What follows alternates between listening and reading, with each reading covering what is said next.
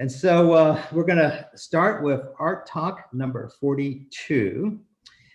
Besides loving Dr. Seuss's art as a child, as probably most of us have, I was reintroduced to Dr. Seuss when I actually had helped design and construct a stage for a local elementary show of the musical Seussical. The musical Seussical was a musical comedy that was based on Horton Hears a Who, and it incorporated almost many of Dr. Seuss's stories. So it was actually a fun musical, particularly when you see kids put it on. March is National Reading Month, launched in 1998 by the National Educational Association, Read Across America. And it was really it was created to encourage children to read. And instrumental to that was actually Dr. Seuss's books. And that's why we're featuring Dr. Seuss's art today in Art Talks. And just a note, before we get started, recently 6 of Dr. Seuss's books have been recently cited in being sensitive to diversity. However, I'm still going to feature his art. We felt that his art is important to review during National Reading Month. So I'll hand it over to Sarah Kane. Hi everyone, so I'm Joey Day. Dr. Seuss, also known as Theodor Seuss Geisel from him. Right now, we can get started talking about Dr. Seuss. Okay, can everybody see that? Yes. Wonderful. So Theodor Seuss Geisel was an American children's author, political cartoonist, illustrator, poet, animator, filmmaker. He has so many titles. He was born on March 2nd in 1904, like I mentioned, in Springfield, Massachusetts, to Henrietta and Theodor Geisel Sr. His father managed the family brewery, but later became Springfield's public parks supervisor when the brewery was shut down due to prohibition. Geisel attended Dartmouth College, where he joined Sigma Phi Epsilon, and he became editor-in-chief of the Dartmouth humor magazine called Jack-O-Lantern. And actually, when Geisel and his friends were caught drinking, remember this is during Prohibition, he was actually kicked off the magazine, but continued to contribute by writing under the pseudonym Seuss, his middle name. He ended up graduating from Dartmouth in 1925 and went on to attend Oxford University with the intention of earning a PhD in English literature, with plans to eventually become a professor. He ended up dropping out of Oxford in 1927 and returned to the US, where he began submitting writings and drawings to book publishers, ad agencies, and magazines. And having his experiences from being in Europe, he tried to pitch a cartoon called Eminent Europeans to Life magazine, but they unfortunately passed on the idea. And his first nationally published cartoon was in the July issue of the Saturday Evening Post in 1927. And if we think back a few months ago, you might remember that Norman Rockwell made his career by illustrating the covers of the Saturday Evening Post. But this cartoon in the Saturday Evening Post was under Geisel's pseudonym Seuss, and it ended up landing him a more steady job writing cartoons for a weekly satirical magazine called Judge. And 6 months into his time at Judge is when he added Doctor to his name.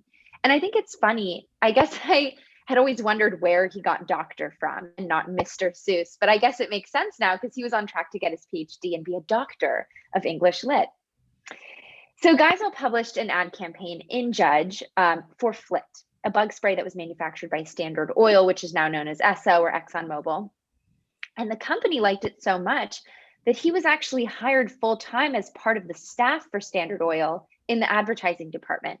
And there he had many successful campaigns and earned good money. And because of this newfound wealth, he and his wife, Helen Geisel, were able to travel, and Theodor felt that this really helped him creatively. So as World War II began, Geisel began creating more political cartoons, drawing over 400 cartoons in 2 years for the left-leaning magazine called PM. In 1942, he became even more politically involved and made posters for the Treasury Department and the War Production Board in support of President Roosevelt's handling of World War II. And in 1943, he actually joined the Army as a captain and was commander of the animation department of the 1st Motion Picture Unit of the United States Army Air Forces.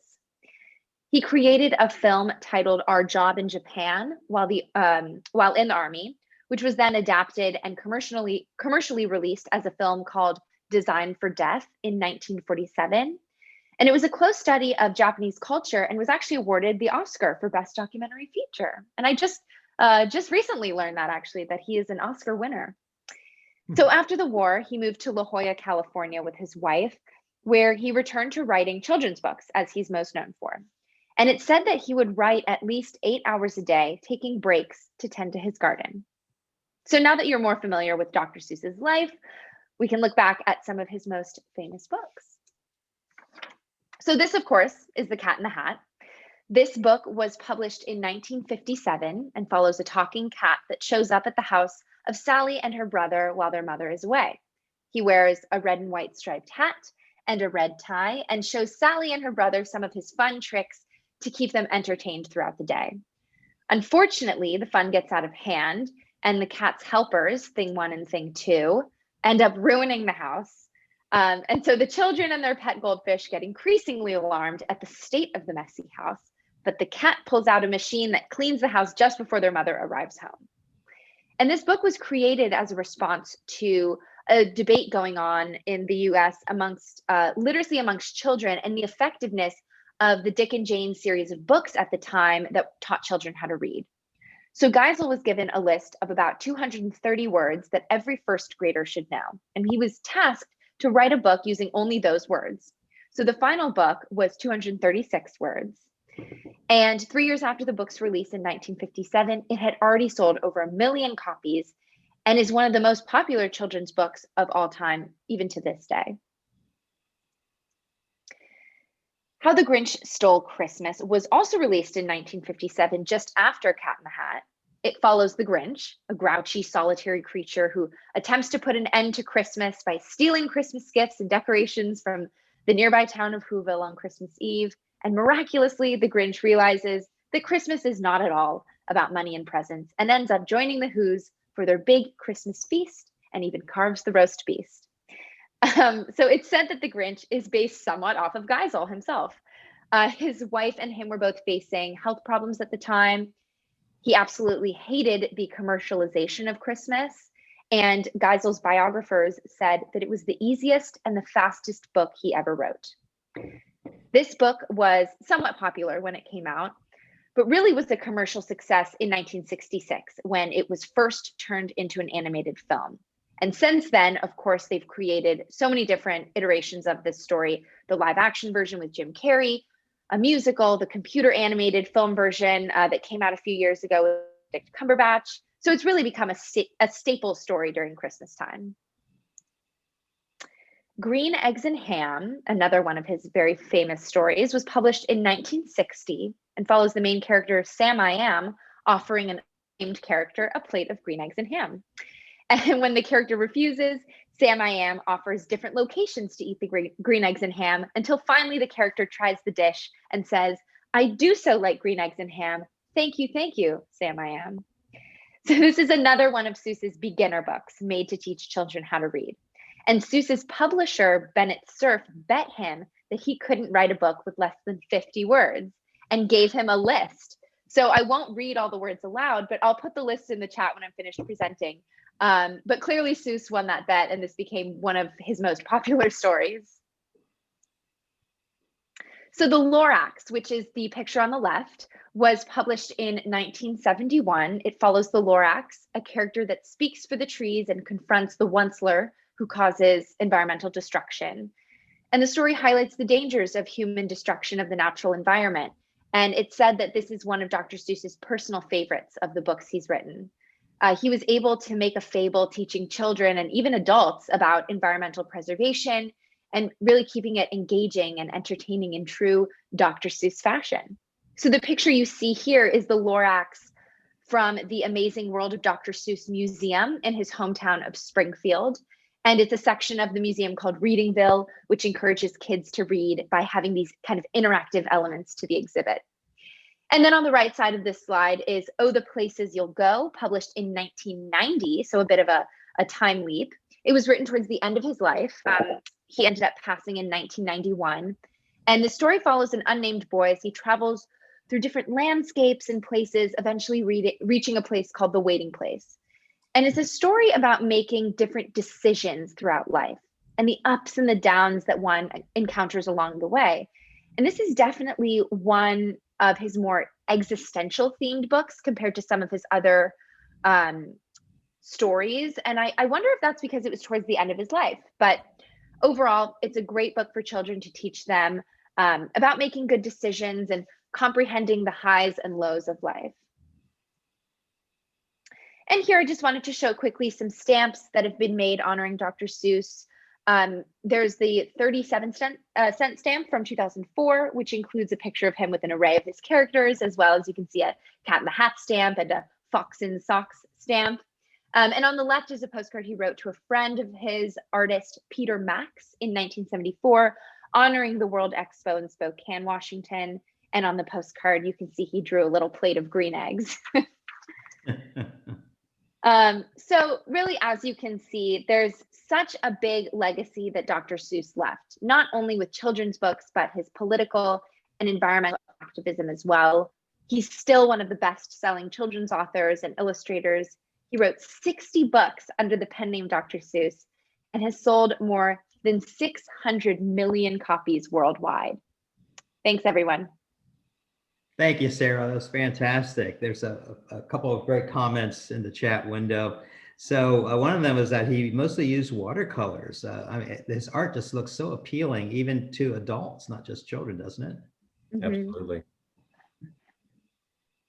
Do we have any questions? You can shout out or put something in the chat window. Also, someone mentioned there's a museum, I think, in Springfield, Massachusetts. Is that right?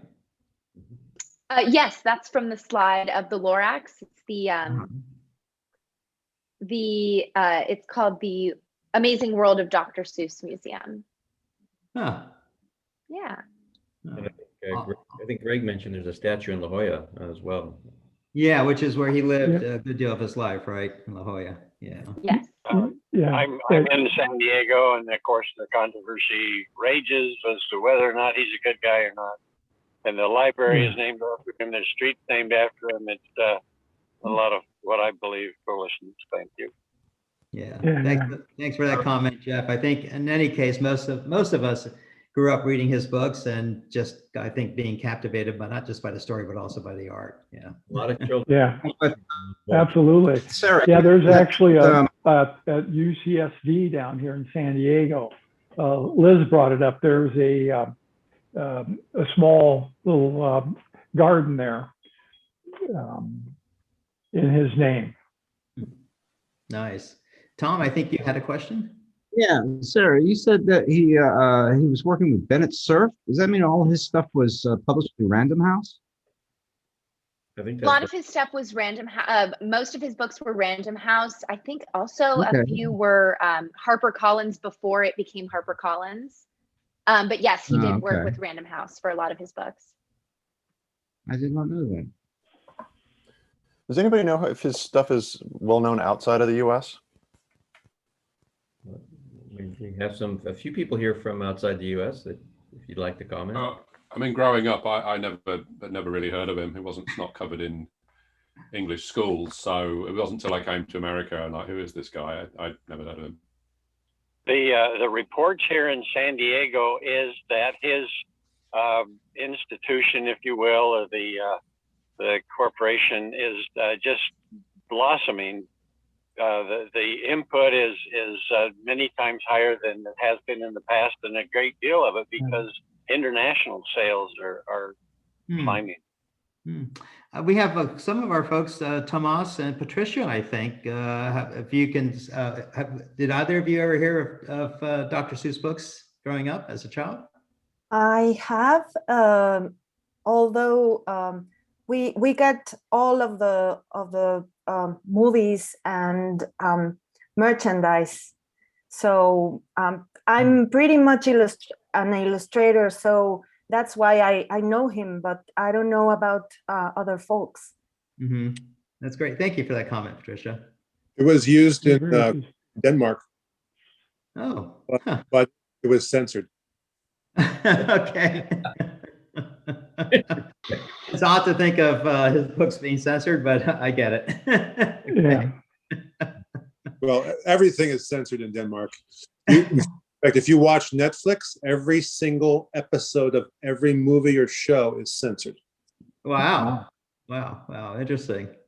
I've been to Denmark a few times, but I haven't had a chance to turn on the TV there. So something is rotten in the state of Denmark, I guess. all right, we could take this conversation pretty far. But I, as a kid, what I liked, and my dad used to read me these books, was like the technology stuff. He would have like all these weird things, like a Rube Goldberg stuff in a lot of the drawings, and to figure out how a lot of them involving animals that did things. And I thought that was very clever. And it'd be interesting if he took any, inspiration from Rube Goldberg for some of these things.